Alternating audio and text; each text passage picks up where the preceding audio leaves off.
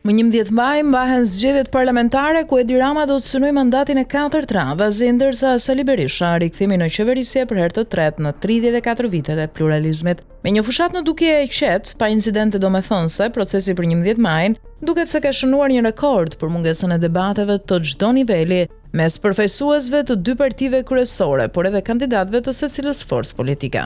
Edi Rama e ka përqendruar fushatën në premtimin se do të anëtarësojë Shqipërinë në BE brenda 2030-s. Rama ka zgjedhur të etiketojë opozitën kryesore në vend, atë që drejtohet nga Sali Berisha, si një kënet, ndërsa Kreun Demokrat i quan buf kënete. Ndërkohë që partitë e reja i konsideron si moçale dhe drejtuesit e tyre i krahasojnë me disa nga personazhet e firmave piramidale. Në anën tjetër, demokratët e Berishës, ndoshta të udhëzuar edhe nga strategu amerikan Chris LaCivita, janë përqendruar te programi kryesisht tek pikat ekonomike, duke bërë premtime për rritje pagash e pensionash, përcaktimin e minimumit jetik, dhe ka kontestime nga kryeministri Rama që po përpiqet hera herës të minimizojë çdo ide që hidhet nga jashtë gardhit të tij politik, duke i konsideruar të parealizueshme. Por në anën tjetër, demokratët e Berishës, nisur edhe nga eksperienca politike e këtij të fundit, kanë përgatitur terrenin për të kontestuar zgjedhjet, veçanërisht duke futur në lojë faktorin ndërkombëtar, një dosje voluminoze ku përfshihet çdo denoncim është përkthyer në anglisht, edhe në to përfshihet çdo dokument i bërë ose jo publik që nis me përdorimin e administratës, presionet, përdorimin e aseteve shtetërore, lidhjet e zyrtarëve me element kriminale të tjerë. Sipas burimeve nga PD, dosja përmban rreth 150 emra zyrtar të niveleve të ndryshme,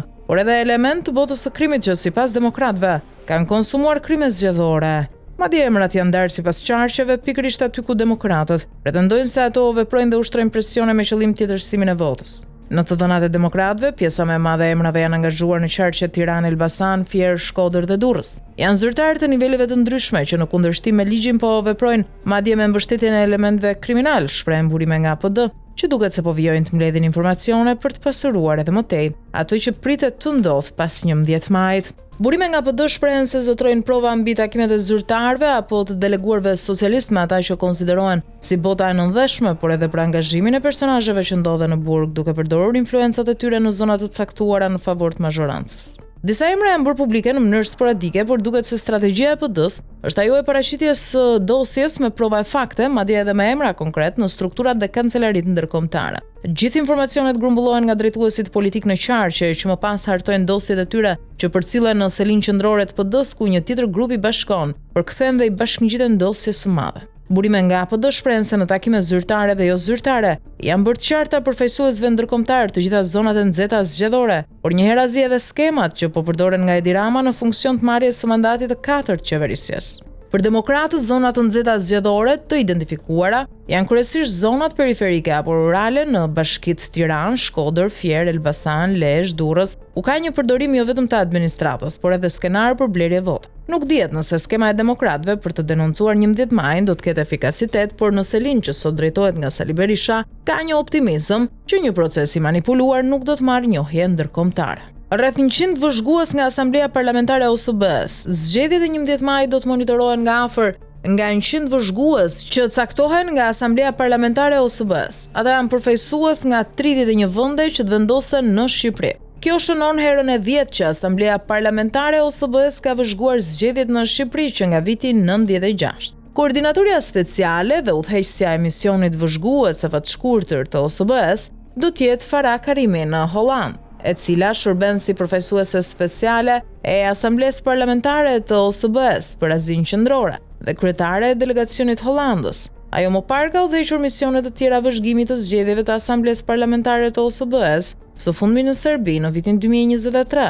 Kryetari i delegacionit të vëzhguesve të Asamblesë Parlamentare të OSBE-s do të jetë Bjørn Söder në Suedi, i cili shërben si kryetari i delegacionit suedez në Asamblenë Parlamentare të OSBE-s. Ekipi i Asamblesë Parlamentare të OSBE-s do të punojë ngushtë me misionin e vëzhgimit të zgjedhjeve të OSBE-Odirit, të kryesuar nga ambasadori Lamberto Zanier, Itali, dhe delegacionet partnere nga Asambleja Parlamentare e Këshillit të Europës, e kryesuar nga Simone Bili, Itali, dhe Parlamenti Evropian, i kryesuar nga Mikael Galler, Gjermani. Vëzhguesit do të informohen plotësisht nga përfaqësuesit e administratës zgjedhore dhe shoqërisë civile, kandidatët, përfaqësuesit e partive dhe ekspertët mbi situatën përpara zgjedhjeve, përpara se të shpërndahen në disa rajone të Shqipërisë për vëzhgimin e ditës së zgjedhjeve.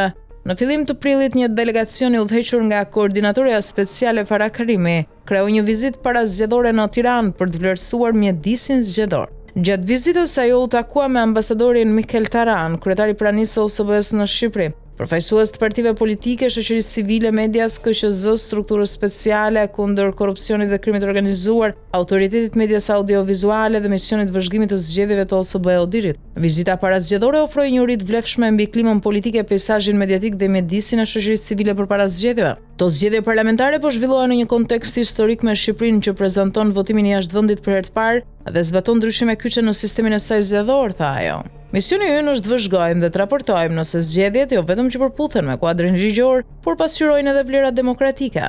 Duke pasur parasysh mjedisin politik shumë të polarizuar, është thelbësore që transparenca dhe drejtësia të ruhen gjatë gjithë procesit. Kryetari i delegacionit vëzhguesve të Asamblesë Parlamentare të OSBE-s, Bjorn Schoder, theksoi se këto zgjedhje përfaqësojnë një provë vendimtare për zhvillimin e institucioneve dhe proceseve demokratike të Shqipërisë, veçanërisht në dritën e bisedimeve të vazhdueshme të pranimit të vendit në BE. Ai nënvizoi rëndësinë e një shqyrtimi të ngushtë dhe bashkëpunimit të fortë me delegacionet e vëzhguesve partner. Misioni ynë është të punojë ngushësisht me OSBE-Odirin, APK-n dhe Parlamentin Evropian për të vlerësuar nëse procesi zgjedhor mbështet transparencën, siguron integritetin e procedurave të votimit, nxit një fushëloje të barabartë për të gjithë kandidatët, i mundson medias të veprojnë në mënyrë të pavarur dhe garanton raportimin e saktë të rezultateve, deklaroi ai. Zgjedhjet do të vlerësohen kundrejt angazhimeve demokratike të përfshira në dokumentin e Kopenhagenit të OSBE-s të vitit 90.